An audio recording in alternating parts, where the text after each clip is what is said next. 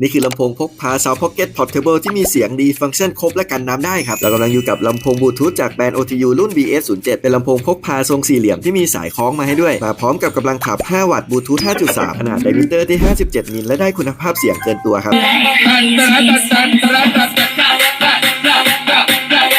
รองรับการเชื่อมต่อบลูทูธและก็ TF card ช่องชาร์จจะเป็น Type C นะครับแบตเตอรี่ให้มาที่ 1,200 มิลลิแอมป์ฟังเพลงต่อเนื่องได้3ชั่วโมงครับมีปุ่มควบคุมการเปิดปิดเพิ่มลดเสียงเพลงได้ที่ปุ่มตรงนี้ได้ระบบเสียงสเตอริโอรอบทิศทางขนาดกระทัดรัดพกพาสะดวกแถมยังกันน้ำได้ที่ระดับ IP67 ครับถือว่าเป็นลำโพงที่สายแคมปิ้งสายแอดเวนเจอร์ไม่ควรพลาดเลยถ้าทุกคนสนใจพิกัดสินค้าจิ้มตะกร้าเหลืองด้านล่างได้เลยครับ